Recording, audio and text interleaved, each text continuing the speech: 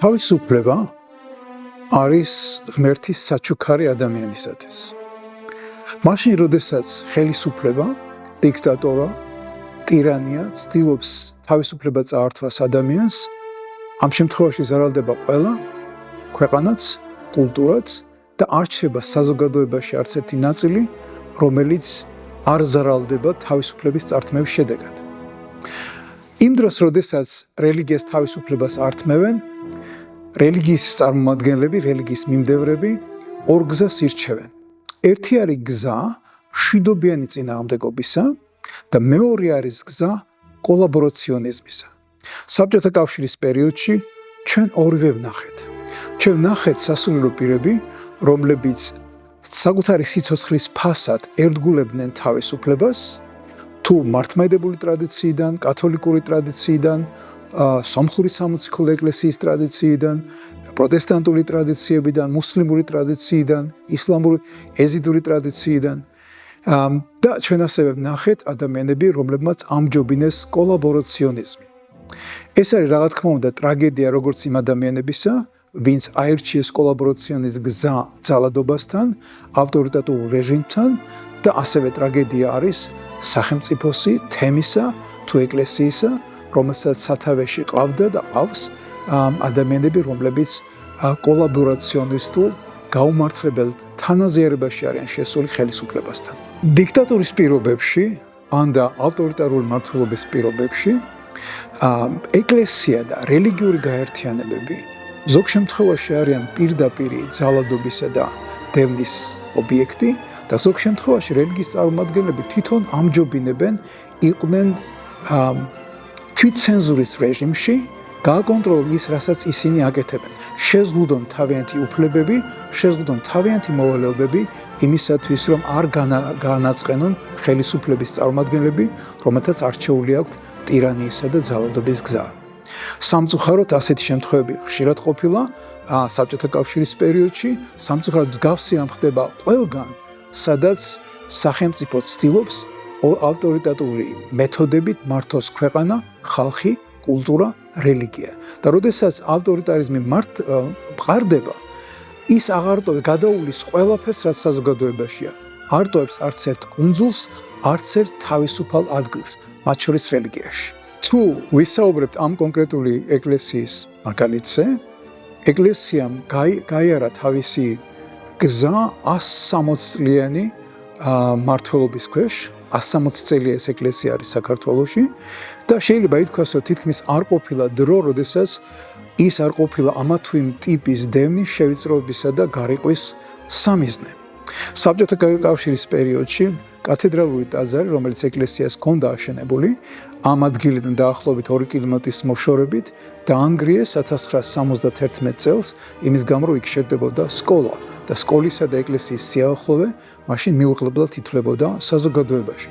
ამის შედეგად ეკლესიას აქვს ეს შენობა, რომელიც თავის დროზე იყო აშენებული გერმანელი სამხედრო ტყვეების მიერ. ეკლესიას მისცეს ეს შენობა, რომელიც წერჭერის ძალიან დაბალი იყო, ჭერისაწევის უფლება არ მისცა ხელისუფლებამ ეკლესიას ტოტალიტარული რეჟიმის შემთხვევაში და სამაგიეროდ ეკლესია იძულებული გახდა, რომ ჩაეთხარა და ძირს ჩასულიყო იმისთვის, რომ ლიტურგიულად, ესთეტიურად მისაღები ყოფილიყო სივრცე, სადაც ეკლესია გააგრძელებდა თავის ცხოვრებასა და საქმიანობას. ტოტალიტარული მმართველობის შემთხვევაში იზღუდება რელიგიის თავისუფლება, იზღუდება ადამიანის თავისუფლება გამოხატოს საკუთარი თავი, საკუთარი ფიქრი, საკუთარი მისწრაფებები და საბოლოო ჯამში ტოტალიტარული რეჟიმის შემთხვევაში კვდება ადამიანის შემოქმედების უნარი, ემსახურებას თავისუფლებას, მშვიდობას, სამართლიანობას. ქრისტიანული რელიგიის, ისევე როგორც ყველა რელიგიის, უმთავრესი პრინციპებია 3. ერთი, ადამიანი გაათავისუფლოს ეგოცენტრიზმისაგან. მეორე, ადამიანი გაათავისუფლოს ტომობრიობისაგან, რაც კარგები ვართ ჩვენა ვართ და მესამე, ადამიანს შეაძლებინოს ემპათიის გაღვივება. ტოტალიტარული რეჟიმის შემთხვევაში შეუძლებელია თითქმის რომ ადამიანმა სრულად გამოხატოს ემპათია სხვების მიმართ და შეუძლებელი ადამიანი დაცული იყოს ტომობრიობისაგან და ექსკლუზივიზმისაგან. საბჭოთა კავშირის დანგრევის შემდეგ ამ ეკლესიას მიეცა შესაძლებლობა, რომ თავის ჭერქვეს გამოეხატა ეს მრავალფეროვნების სურვილი თუ ისლამთან მიმართებაში, თუ იუდაიზმთან მიმართებაში, თუ ნებისმიერ სხვა რელიგიასთან მიმართებაში. აუცილებლად შენიშნავთ, რომ კედლები არის დაუმთავრებლად დატოვებული. რაც გულისხმობს იმას, რომ მშვიდობის, სამართლიანობის, დემოკრატიის შენების საქმეში ყველა თაობამ თავისი წვლილი უნდა შეიტანოს. და არ იქნება დრო, როდესაც ყველაფერი გაკეთებული იქნება, მშვიდობის საქმე დამთავრებული იქნება, დემოკრატიის საქმე დამთავრებული იქნება, სამართლიანობის საქმე დამთავრებული იქნება. ყველა თაობამ თავისი წვლილი უნდა შეიტანოს თავისუფლებისათვის, დემოკრატიისათვის, მშვიდობისათვის ბრძოლაში. ჩვენ ახლა ვიმყოფებით მშვიდობის კათედრალში.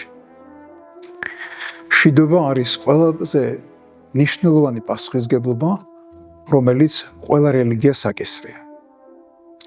მშვიდობა იუდეო-ქრისტიანულსა და ისლამურ ტრადიციაში ძალიან ფართე მცნებაა. ის გულისხმობს არა მარტო იმას, რომ ბომბებს არ ისრიან, არ არის ხმლების ქნება, მშვიდობა გულისხმობს იმას, რომ არის ჰარმონია, არის თავისუფლება. ადამიანს აქვს საკუთარი თავის, საკუთარი ნების გამოხატვის შესაძლებლობა. ადამიანს აქვს სწავლის შესაძლებლობა, კარგი განათლების მიღების შესაძლებლობა. ეს არის მშვიდობა. ადამიანს აქვს ჯანმრთელობაზე ზრუნვის შესაძლებლობა. ეს არის მშვიდობა. ადამიანებს, განსხვავებულ ადამიანებს, სხვადასხვა უმცირესობების წარმომადგენლებს აქვს თავისუფლად ცხოვრების საშუალება. ეს არის მშვიდობა. ადამიანებს, რომელსაც ეკონომიური სიდუხჭირის გამო მოუწევთ საკუთარი სამშობლოს დატოვება, შეიძლება ომის პირობები არ არის, მაგრამ ეს არ არის მშვიდობა. ადამიანს, რომელსაც უკრძალავენ აზრის გამოხატვას, ეს არ არის მშვიდობა. ადამიანს, რომელსაც არ აძლევენ თავისი ნიჭების, უნარების, კრეატიული შესაძლებლობების გამოხატულებას, ეს არ არის მშვიდობა. და სწორედ ამიტომ, ვიდრე კაცობრიობა იქნება, ვიდრე ეს პლანეტა იქნება, მშვიდობისათვის ბრძოლა, სამართლიანობისათვის ბრძოლა, იქნება თითოეული მკეთილი ნების მოქალაქის პასუხისმგებლობა.